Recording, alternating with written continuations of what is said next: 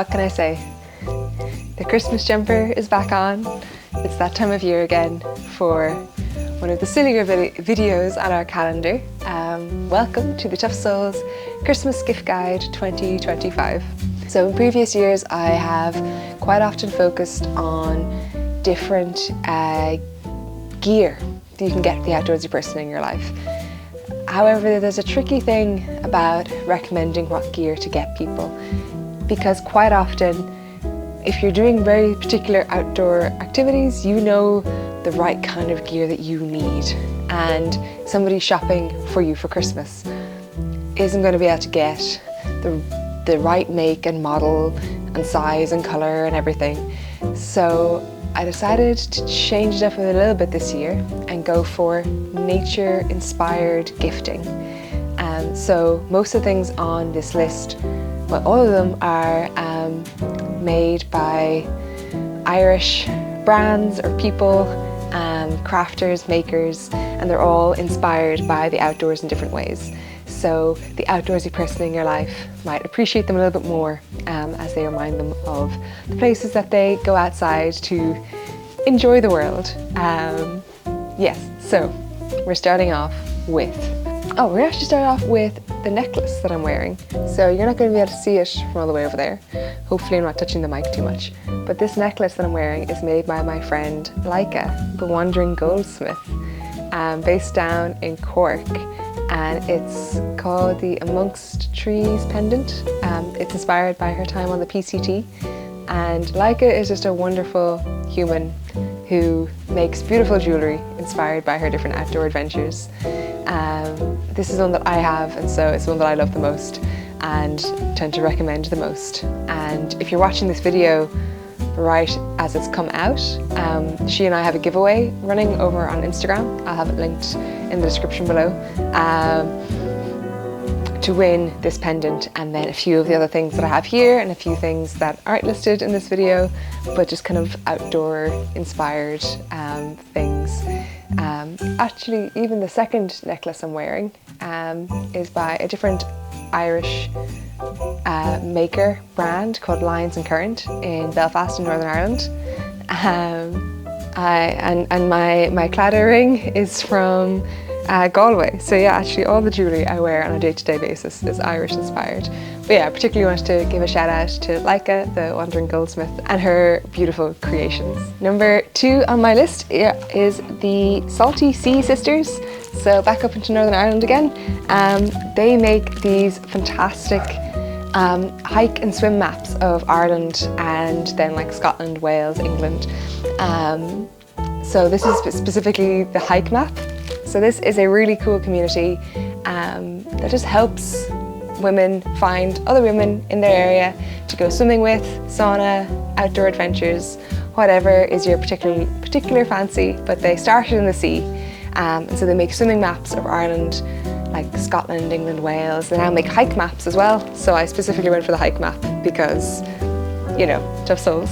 But they have some lovely maps and merch and are based in Northern Ireland. So I thought they were a very outdoors inspired. They really research their maps really well, and they do prints as well. So I think there's a lot of work and detail that goes into these. Okay, number 3 are the Dirt Birds. So Belle and I think her business partner is Sinead are 2 women in Wicklow who make soap. And I stayed with Belle just over a year ago now when I did St. Kevin's Way, and I've been kind of following her ever since, and they came out with their own range of soaps that honestly look like you could eat them. Don't, they are soap. This one is the Dog's Bollocks. It smells amazing, and what's really cool is it's small batch handmade soaps that they forage a lot of their materials for. So they forage nettles and wild mint and other ingredients around the county of Wicklow.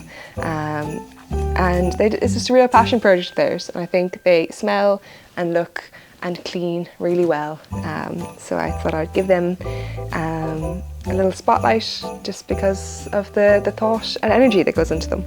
Number 4 is Pilgrim Hydration. Now this might not seem particularly festive, but if the outdoorsy person in your life is very active, it will be deeply appreciated. So Pilgrim Hydration is run by Miriam, based in Mayo, and it is electrolytes, recovery electrolytes. And so these ones, Miriam, founding this company, really wanted it to all be Ireland based.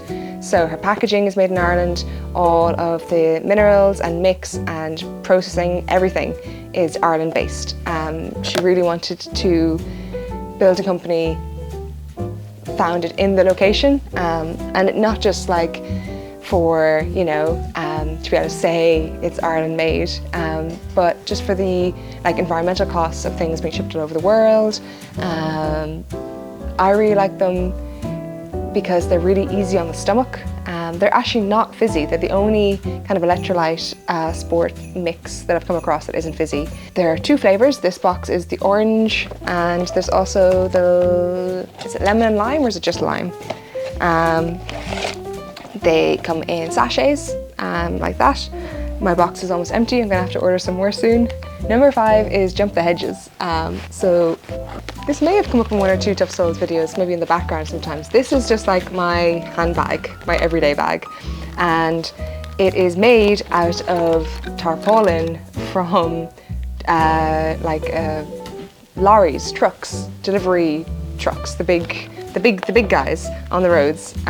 So it's upcycled materials, and it is so heavy duty, hard wearing, waterproof.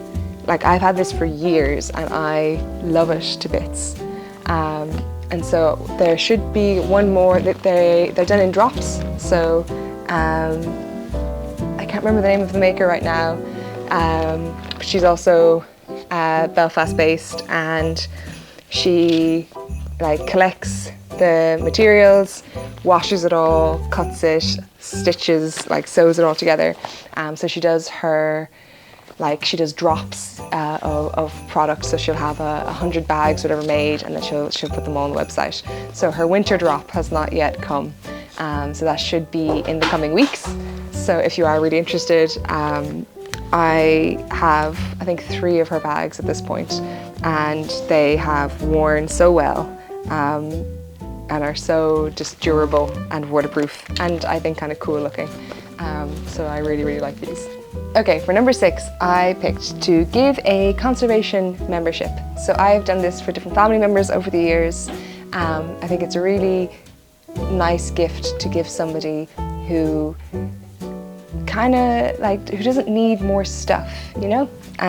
So loads of different trusts and conservation and nature organisations in Ireland and abroad do memberships. I have specifically made a list of Irish ones where that you can buy membership or kind of gifts from.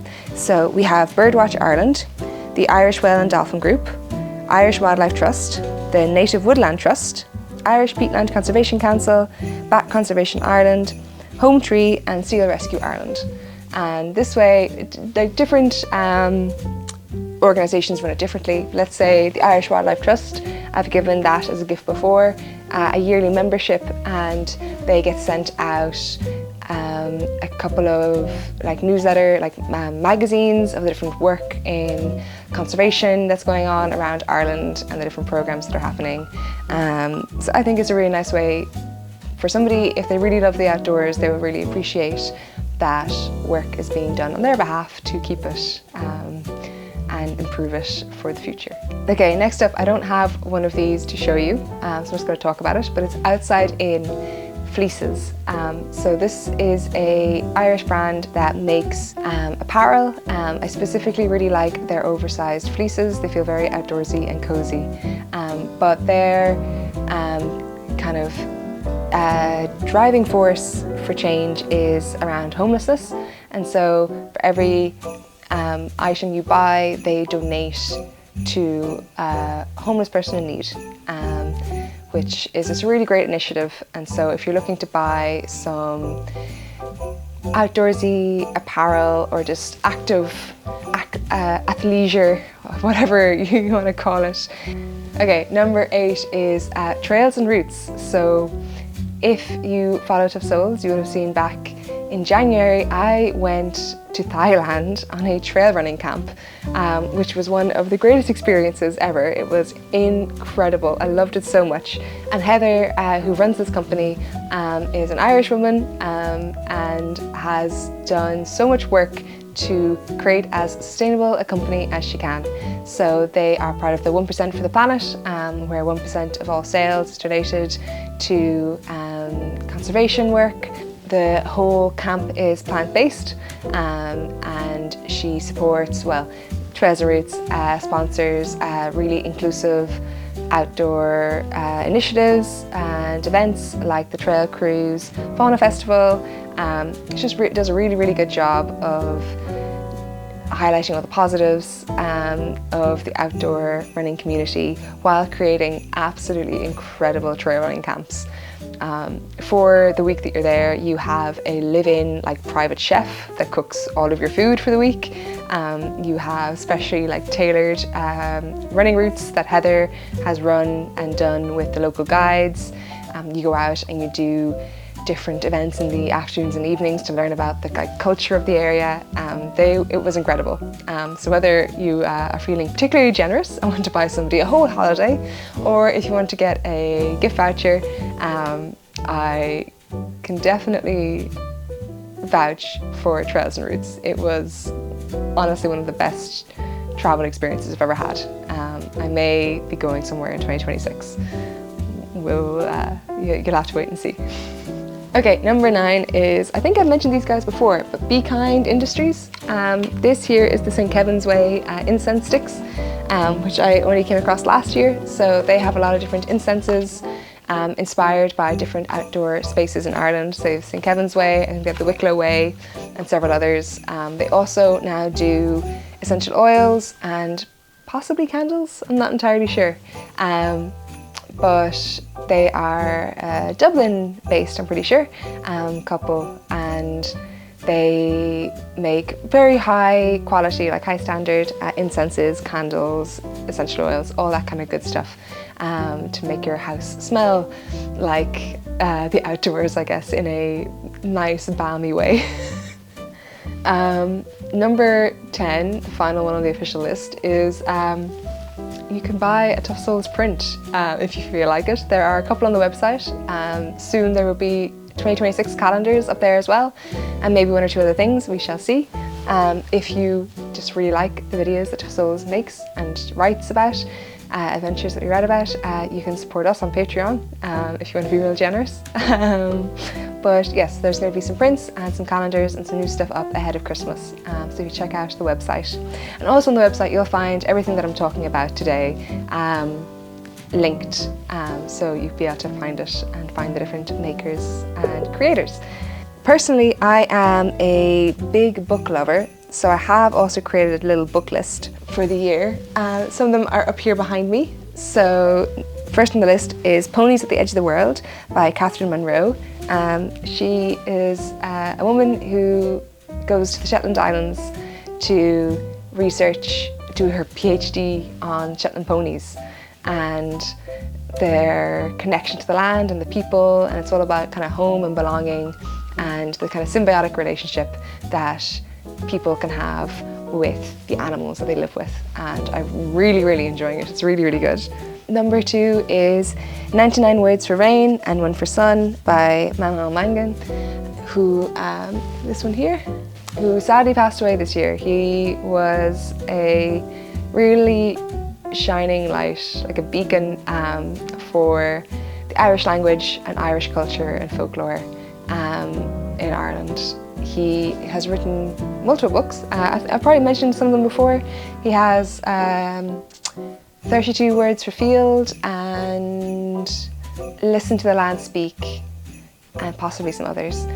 Yeah, he's a phenomenal writer. He's a phenomenal Gaeilgeoir, really good at promoting the Irish language, and he will be sorely missed. But this was his most recent book to come out, and it's very beautiful. In a similar vein, we have Straw, Hay and Rushes by Anna Dad. It's about Irish folk tradition We got it when we went to the Museum of Country Life in Mayo, which is an incredible place if you've never been. You could give somebody a Christmas present of I owe you a trip to this museum. It's so, so cool. But this is a really, really, really in-depth book as to the history and traditions of weaving in Ireland, and the things that people used to make. Absolutely mind-blowing. Really, really cool. And it's really wonderful to see all those traditions preserved in a book like this. Next up we have The World Ending Fire by Wendell Berry. No relation to me, but funny that the name is so similar. And he just writes really interesting about our relationship with land. He's an American author, so there's 2 books on this list that aren't Irish, but the only American centric piece.